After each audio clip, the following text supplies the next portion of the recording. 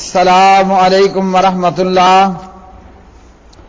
میرے پیارے بھائیوں اور میری معززات ماؤں بہنوں اور بیٹیوں،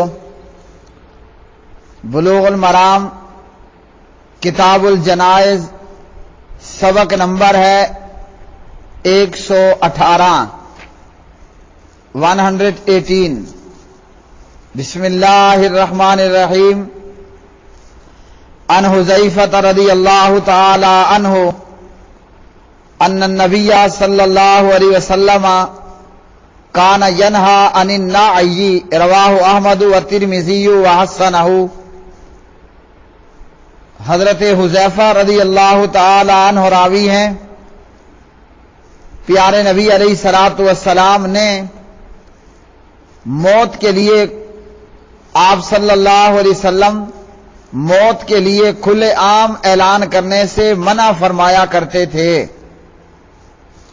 تو پیارے بھائیو، اس حدیث سے یہ معلوم ہوا کہ موت کے لیے کھلے عام اعلان کرنا یہ منع ہے۔ جاہلیت کے اندر جب کسی کا انتقال ہو جاتا، کوئی مر جاتا،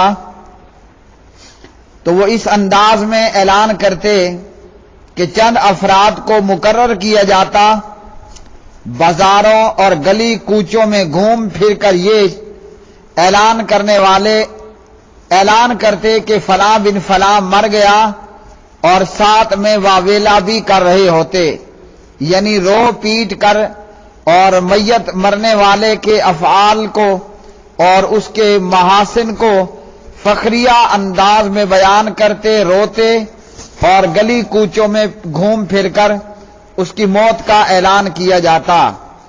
تو پیارے نبی علیہ الصلوۃ والسلام نے اس طریقے پر کھلے عام جو ہے وہ موت کا اعلان کرنے سے منع کیا ہے، جبکہ موت کی اطلاع دینا کہ لوگ خبردار ہو جائیں اس کے کفن دفن اور نماز جنازہ میں شرکت کے لیے، تو یہ ممنوع نہیں ہے۔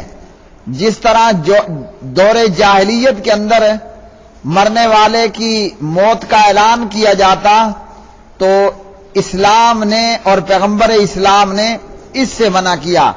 باقی کوئی مر گیا، اس کی موت کی اطلاع دینا درست ہے۔ اگلی حدیث عن ابی ہریرہ رضی اللہ تعالی عنہ ان النبی صلی اللہ علیہ وسلم نعى النجاشی فی اليوم الذي مات فيه وخرج بهم الى المصلى فصف بهم وكبر عليه اربعا، متفق علیہ۔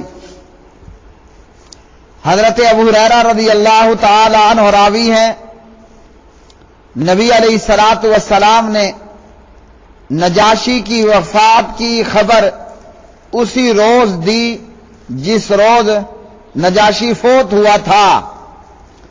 آپ صلی اللہ علیہ وسلم صحابہ کرام رضوان اللہ علیہ مجمعین کو لے کر جنازہ گاہ کی طرف تشریف لے گئے، صف بندی کرائی اور نجاشی پر 4 تکبیرات کہیں، یعنی 4 تکبیرات کے ساتھ نجاشی کا جو ہے وہ جنازہ پڑھا۔ میرے پیارے بھائیوں، اس حدیث سے یہ معلوم ہوا کہ نبی علیہ الصلوۃ والسلام نے نجاشی کے وفات، اس کے فوت ہونے کی اطلاع دی، تو میت کے فوت ہونے کی اطلاع دینا درست ہے، اور اسی طرح جو ہے وہ غائبانہ نماز جنازہ ادا کرنا بھی درست ہے، جیسے نبی علیہ الصلوۃ والسلام نے نجاشی کا جو ہے وہ غائبانہ نماز جنازہ ادا کیا۔ اب بعض لوگوں نے اس حدیث کی تعویل کرتے ہوئے یہ کہا کہ نجاشی کی جو میت ہے وہ آپ کے سامنے کر دی گئی تھی معجزانہ طور پر، جبکہ یہ تعویل باطل ہے۔ نبی علیہ الصلوۃ والسلام نے نجاشی کا غائبانہ جنازہ پڑھا اور آپ کے ساتھ صحابہ کرام نے 4 تکبیرات کے ساتھ نماز جنازہ ادا کیا۔ حدیث کے سیاق و سباق کے اندر یا ایسی تعویل درست نہیں کہ نجاشی کی میت آپ کے سامنے تھی۔ تو غائبانہ نماز جنازہ ادا کرنا اس حدیث سے جو ہے وہ معلوم ہوا کہ میت کا غائبانہ نماز جنازہ ادا کیا جانا درست ہے. جیسا کہ پچھلے سبق میں ہم نے پڑھا قبر پر جنازہ پڑھنا اور ایک ہی میت کا 2 مرتبہ جنازہ پڑھنا بھی درست. اور یہاں اس حدیث سے معلوم ہوا کہ غائبانہ طور پر جو ہے وہ نماز جنازہ ادا کیا جانا درست ہے.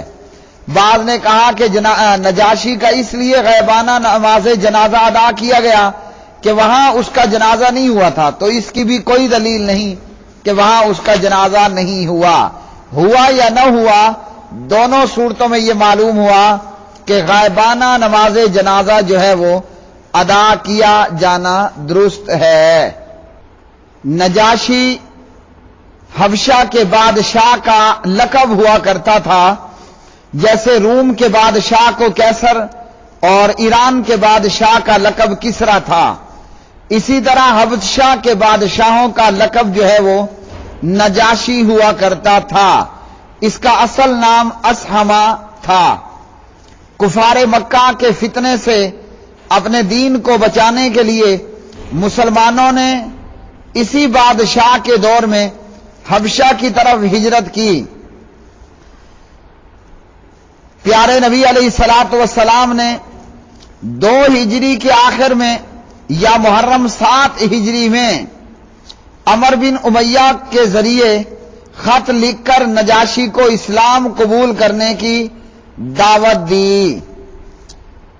نجاشی نے نبی علیہ الصلوۃ والسلام کے خط مبارک کو بوسہ دیا، اپنی آنکھوں سے لگایا اور اپنے تخت شاہی سے نیچے اتر آیا اور جناب جعفر بن ابی طالب رضی اللہ تعالی عنہ کے ہاتھ پر اسلام قبول کر لیا. نجاشی نے 9 ہجری کے بعد رجب میں غزوہ تبوک کے بعد وفات پائی. پھر نبی علیہ الصلوۃ والسلام نے نجاشی کے نائب کو بھی اسلام قبول کر لینے کی دعوت دی. تو نجاشی شاہ حبشہ اس نے اسلام قبول کیا، جناب جعفر بن ابی طالب رضی اللہ تعالی عنہ کے ہاتھ پر اس کی وفات ہوئی. نبی علیہ السلام نے شاہ حبشہ نجاشی اس کی موت کی اطلاع صحابہ کو دی اور آپ نے نجاشی کا غائبانہ نماز جنازہ ادا فرمایا. اگلی حدیث عن عبد اللہ بن عباس رضی اللہ تعالی عنہ قال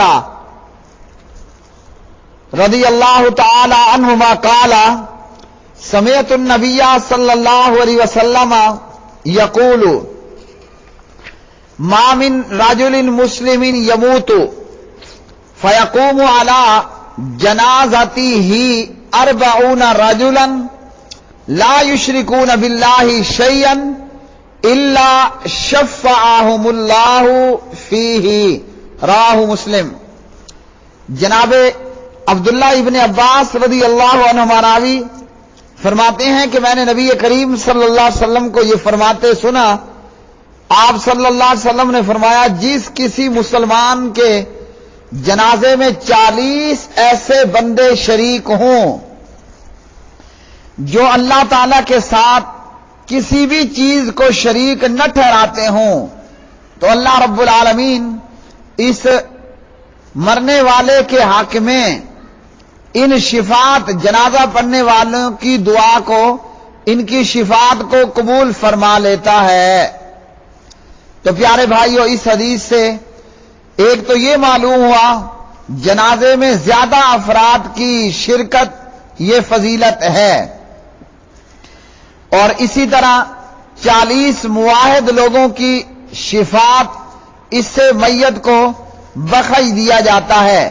اور بعض احادیث کے اندر 100 کی تعداد بھی ہے، 100 کی، ابن ماجہ 1488. اور بعض روایات میں جو ہے وہ جنازے کی صفوں کو 3 صفوں میں تقسیم کرنے کا ذکر بھی ہے. ابو داؤد کتاب الجنائز 3166. اور ابو داؤد کی یہ روایت جنازے میں جو ہے وہ 3 صفوں کا کرنا سندن ضعیف ہے، اور علامہ ناصر الدین البانی رحمہ اللہ فرماتے ہیں کہ یہ روایت 3 صفیں کرنا موقوف ہے، اور بعض نے جو ہے اس کو حسن بھی قرار دیا۔ امام شوکانی رحمہ اللہ نے اس حدیث سے 3 صفوں کی فضیلت کا اثبات کیا، اور بعض علماء نے یہ لکھا ممکن ہے اللہ نے 100 افراد کی دعا سے میت کی مغفرت کا وعدہ فرمایا ہو کہ 100 بندے جنازے میں ہوں، اور بعد میں امت پر مزید احسان کرتے ہوئے 40 افراد کی دعا کی بشارت دی ہو۔ بہرحال 40 ہوں یا 100 ہوں، جنازہ پڑھنے والے ایسے لوگ لا یشرکون باللہ شیئا جو مشرک نہ ہوں، تو ان کی شفاعت اللہ میت کے حق میں قبول کر لیتا ہے۔ تو پیارے بھائیو، آج ہمارا کیا حال ہے؟ حال یہ ہے کہ جنازہ پڑھنے والے سرے سے جنازہ پڑھتے ہی نہیں، اور امت کے اندر موجود ایسے محروم صفت لوگ، ایسے بد نصیب لوگ ساری زندگی جو ہے وہ مقتدیوں کو منع کیا امام کے پیچھے فاتحہ نہیں پڑھنی، اور جب یہی مقتدی مر گیا اب امام جنازے میں فاتحہ نہیں پڑھتا اور درود پڑھتا ہے تو اس میں سلمتا بارکتا ترحمتا کی ملاوٹ کر دیتا ہے، ثنا کا سبحانک اللہم کا جنازے میں پڑھنا ثابت نہیں، جب پڑھتا ہے تو جل ثنا کا اضافہ کر کے اس میں ملاوٹ کر دیتا ہے، اور یہ محروم اور بد نصیب لوگ ہیں الدیوبندیہ اور البریلویہ۔